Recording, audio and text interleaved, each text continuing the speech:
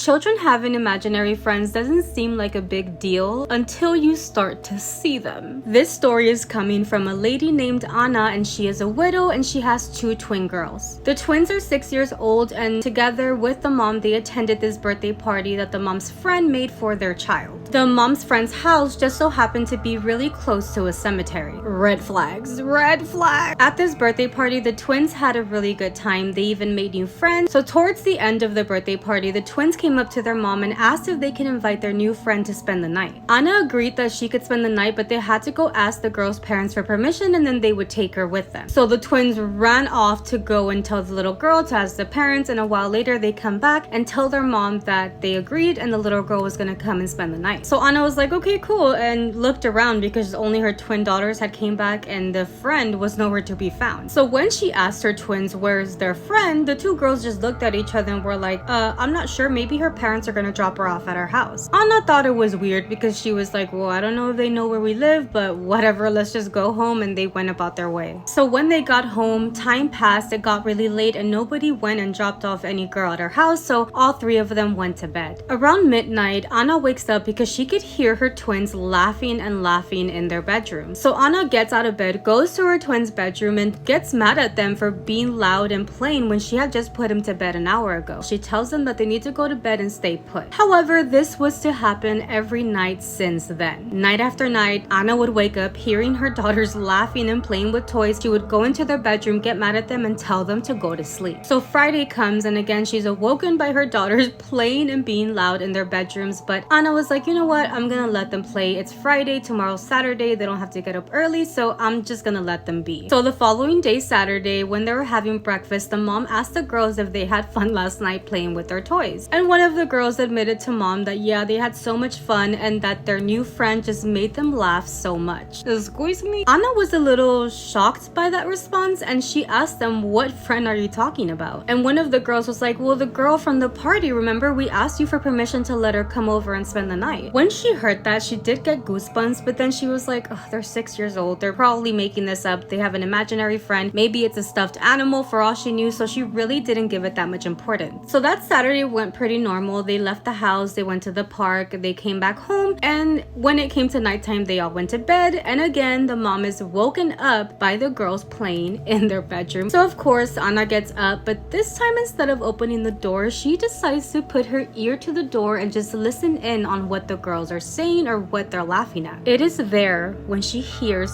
both of her daughter's voices and a third completely different voice. Anna was like, how are my twins creating a third voice? Like, how are they creating this voice that sounds completely different and pretending it's their imaginary friend? She was very curious, but she decided not to open the door just yet because she wanted to continue to hear what they were saying. So as she's listening, she then hears one of her twin daughters starts crying, and that is the moment that she opens the door and walks in. When she opens the door, she sees that both of her daughters are in the middle of the room sitting down, and one of them is indeed crying. Obviously, she gets in there and asks her daughter why she's crying. That is when her daughter, in between cries, tells her mom that their friend pulled her hair and she honestly just wants her to leave already. Anna did not know how to respond to that. She didn't know how to react to that, so she just said, you know what, let's just go to sleep. You guys shouldn't have been out of bed anyway, please go to sleep. She told them to get some rest and that they would talk about this in the morning. The following morning, Anna did wait for the girls to bring up the conversation, but they didn't bring anything up. So she waited until dinner time to bring it up because they never brought this friend up the entire day. But because the girls are 6 years old, she decided to ask them about it in a very joking way. So she tells them, hey, where's your friend? Did she decide not to stay for dinner? Anna expected her daughters to laugh because she was trying to make a joke. However, her daughters did not laugh. They stayed very serious, and one of the girls told her she doesn't want to leave and we don't want her to be here anymore. She doesn't let us play in peace. She hits us and she pulls our hair when she gets mad, and she doesn't let us go to sleep. She always wants to play with us, but only in the middle of the night, and we're just tired of her already. After hearing this, Anna stayed at that dinner table just silent, not knowing what to say back to them. That same night, they all went to bed, and this time Anna got woken up again, except it wasn't with the laughter of her daughters. It was a completely different, strange sound. She gets out of bed, she goes to the hallway and fully expects to see her daughter's room lit up, but everything is in complete darkness. Regardless, she still headed over to her daughter's bedroom. She just wanted to make sure that everything was okay. When she opens the door, floor. It's complete darkness, so they're not out and about playing with toys or anything like that. She decides that she's gonna get close to their bunk beds and give them a kiss goodnight and go back to sleep. As she gets closer to the bunk bed, she notices that one of the girls on the top bunk is sitting Indian style in the middle of the bed. So she tells her, hey, you should be asleep right now. You need to lay down, go to sleep because you have school tomorrow. So she was gonna give the girl on the top bunk time to lay down to give her a kiss goodnight. So in the meantime, she bent over to the bottom bunk to give the other girl a kiss. However,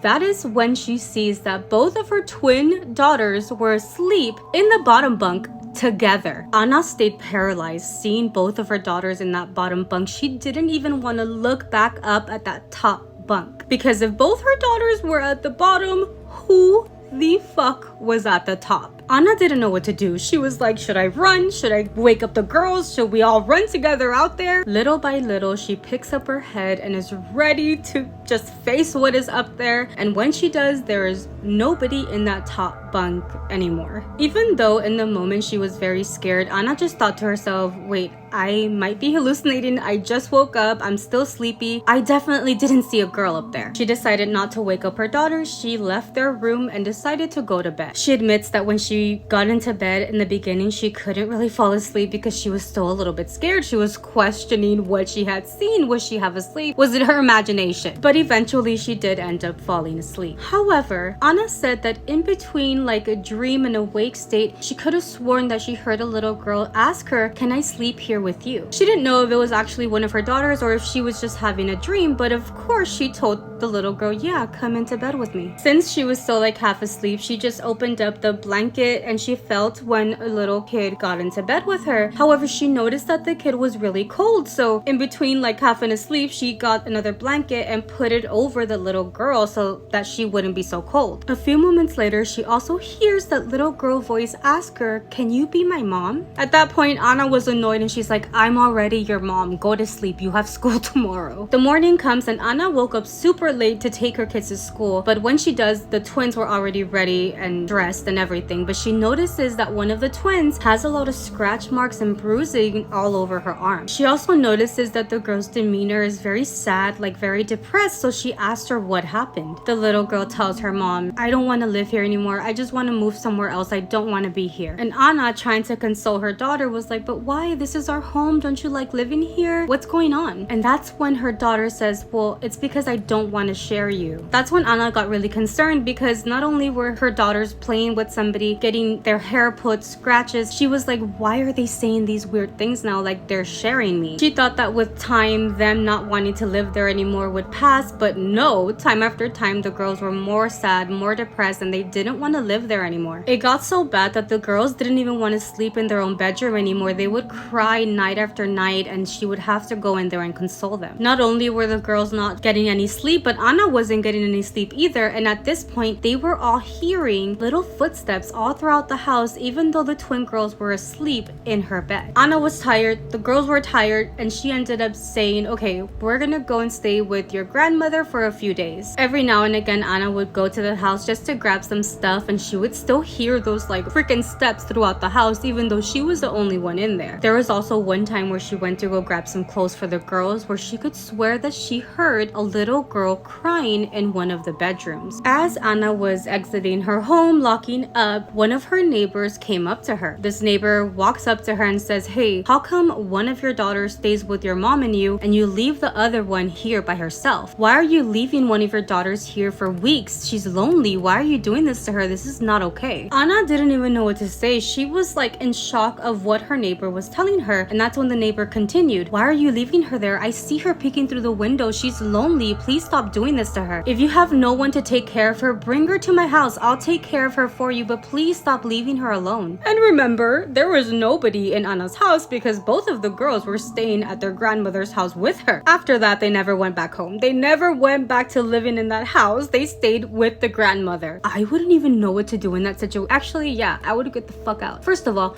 I would have been out the first night those girls were like, oh, my friend makes me laugh so much. Fuck that. Anyway, what would you guys do? Did you guys have an imaginary friend growing up? Hopefully no. Hopefully no. Hopefully it was imaginary, actually.